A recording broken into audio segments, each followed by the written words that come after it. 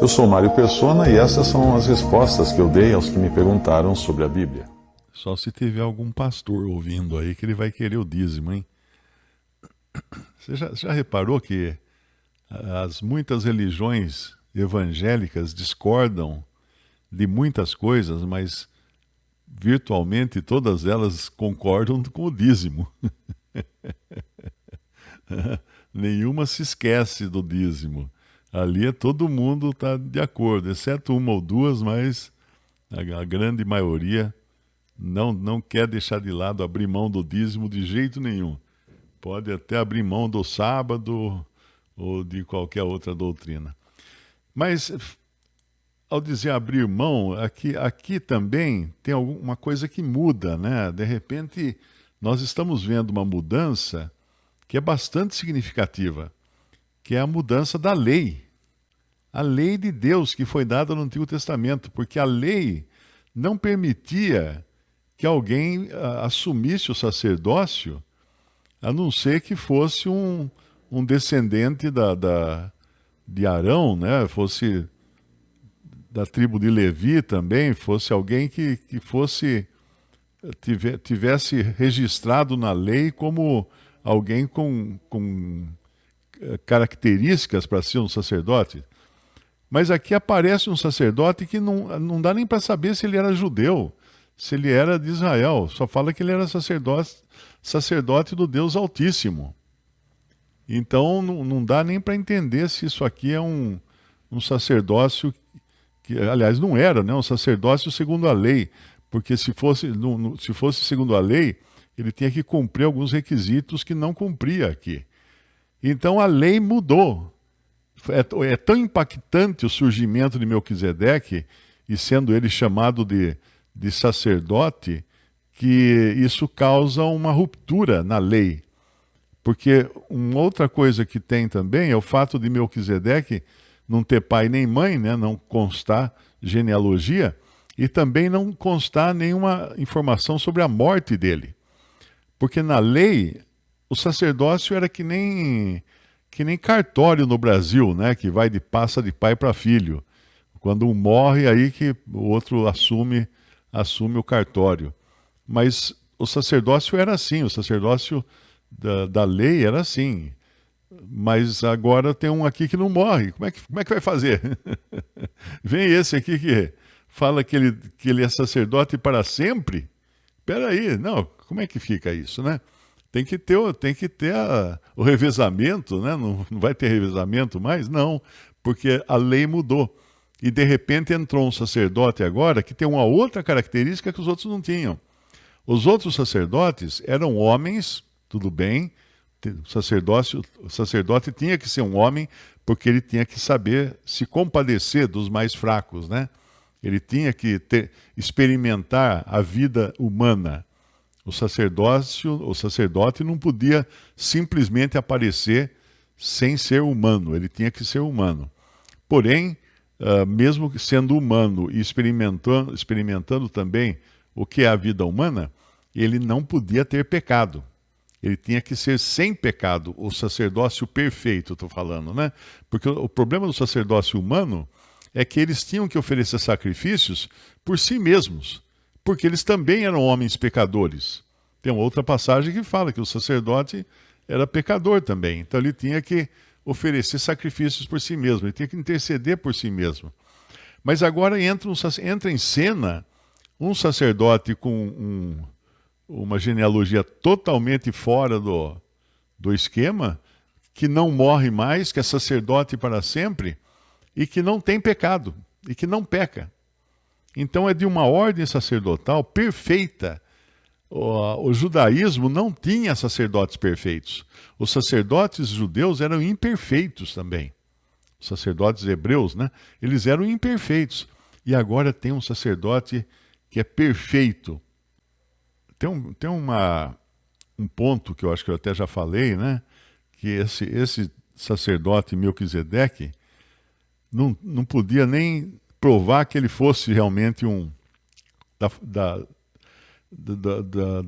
do povo de Israel. Porque ele simplesmente aparece em cena, ele rompe, né, a cortina e aparece em cena. Agora, o nosso sumo sacerdote, esse é perfeito e esse nós vamos ter relação com ele para todo sempre. Aliás, hoje ele já está intercedendo por nós, né, diante de Deus, como fala lá em 1 João.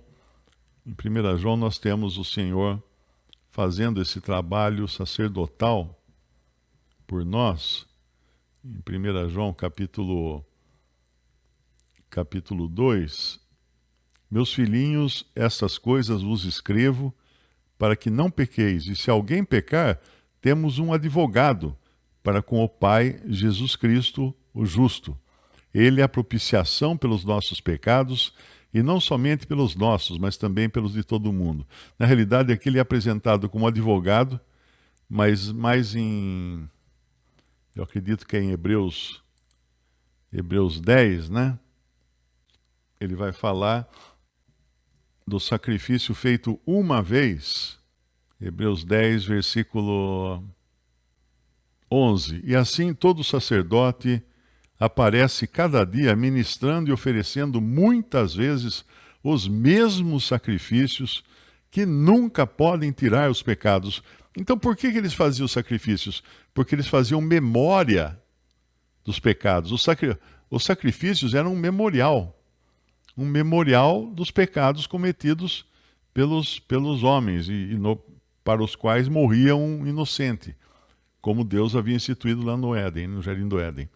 Mas este, versículo 12, Hebreus 10, 12, este, havendo oferecido para sempre um único sacrifício pelos pecados, está assentado à destra de Deus, daqui em diante esperando até que os seus inimigos sejam postos por escabelo de seus pés, porque com uma só oblação aperfeiçoou para sempre os que são santificados. Uma só oblação, uma só morte, uma só oferta, ele aperfeiçoou para sempre. E aí entramos agora no versículo 19, tendo, pois, irmãos, ousadia para entrar no santuário pelo sangue de Jesus, porque para entrar no santuário antes, o sacerdote tinha que entrar com sangue de animais. Mas agora nós temos ousadia para entrar com o sangue de Jesus. Pelo novo e vivo caminho que ele nos consagrou pelo véu, isto é, pela sua carne. Tendo um grande sacerdote sobre a casa de Deus, cheguemo-nos com verdadeiro coração, em inteira certeza de fé, tendo os corações purificados da má consciência e o corpo lavado com água limpa. Retenhamos firmes a confissão da nossa esperança, porque fiel é o que prometeu. Quando o sacerdote ia oficiar no templo, né, ele tinha o corpo lavado com água. E nós fomos lavados com a água da palavra de Deus. Então, Deus nos santificou de uma maneira também superior àquela santificação ou àquela limpeza feita no sacerdócio do Antigo Testamento. Aquilo que eu tinha dito sobre o Senhor sendo um sacerdote que sabe se compadecer também, está nesse mesmo capítulo 7 aqui. Eu não tinha reparado, eu pensei que estivesse até mais para frente, mas está nesse mesmo capítulo 7, no versículo 25 em diante de Hebreus. Portanto, pode também salvar perfeitamente os que por ele se chegam a Deus, vivendo sempre para interceder por eles. Porque nos convinha tal sumo sacerdote, santo, inocente, imaculado, separado dos pecadores e feito mais sublime do que os céus, que não necessitasse, como os sumos sacerdotes, de oferecer cada dia sacrifícios, primeiramente por seus próprios pecados e depois pelos do povo, porque isto fez ele uma vez, oferecendo-se a si mesmo, porque a lei constitui sumos sacerdotes a homens fracos, mas a palavra do juramento que veio depois da lei, atente para isso, depois da lei, constitui ao Filho perfeito para sempre. E tem um outro versículo que eu acredito que é em em Hebreus 4, que fala da sua condição frágil, não é? Do nosso sacerdote, nosso sumo sacerdote, um homem, porém um homem divino, mas ainda assim um homem frágil. No versículo 15, Hebreus capítulo 4, versículo 15, porque não temos um sumo sacerdote que não possa compadecer-se das nossas fraquezas, porém um que, como nós, em tudo foi tentado ou provado, mas sem pecado. Esse versículo aqui, às vezes, confunde alguns, achando que ele foi tentado, mas ele não pecou. Na realidade, ele não poderia mesmo pecar, porque era impossível, na sua natureza santa, que ele pecasse. Ele não tinha qualquer resposta à tentação. Nós recebemos a tentação externa e temos uma resposta interna que vai gerar o pecado em nós. Mas ele foi tentado sem pecado. Tem a versão do Darby fala pecado à parte, ou seja, impermeável ao pecado. Jesus era impermeável, ele não pecou, ele não pecaria, jamais poderia pecar, o pecado nunca teria nada a ver com ele, a não ser naquele momento na cruz do Calvário, quando ele foi feito pecado por nós. Ali ele foi feito pecado por nós. E Deus voltou as costas para ele, por isso que houve trevas sobre toda a terra durante 3 horas, porque Deus não podia ter qualquer comunhão, qualquer ligação com o pecado, e ali estava aquele homem feito pecado por nós naquela cruz. E aí o versículo 16, cheguemos, pois, com confiança ao trono da graça, para que possamos alcançar misericórdia e achar graça, a fim de sermos ajudados em tempo oportuno. Pensa no sacerdote do Antigo Testamento. Ele vivia mais ou menos separado dos homens, dos pobres mortais, né? Ele tinha acesso ao templo, ele tinha acesso às coisas que os homens normalmente não tinham acesso. Então ele tinha um certo porte, né? Uma certa dignidade clerical, né? Como a gente conhece hoje.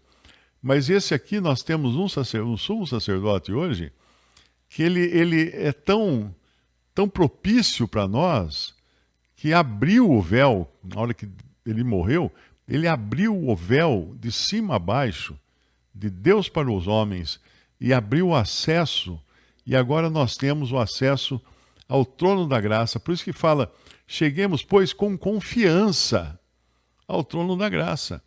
Um judeu não podia chegar com confiança ao sumo sacerdote vigente naquela época, porque não sabia se ia levar uma bronca, o que ia acontecer. Nós podemos chegar com confiança ao trono da graça para podermos alcançar misericórdia e achar graça a fim de sermos ajudados em tempo oportuno. O que é misericórdia? Misericórdia é o Senhor não nos dar o que nós merecemos. Não nos dar o que nós merecemos. E o que é graça? Graça é o Senhor nos dar o que nós não merecemos. Misericórdia e graça. Essas duas coisas estão atreladas ao seu sacerdócio, que é perfeito. Visite respondi.com.br. Também 3minutos.net. Baixe os e-books ou adquira os livros.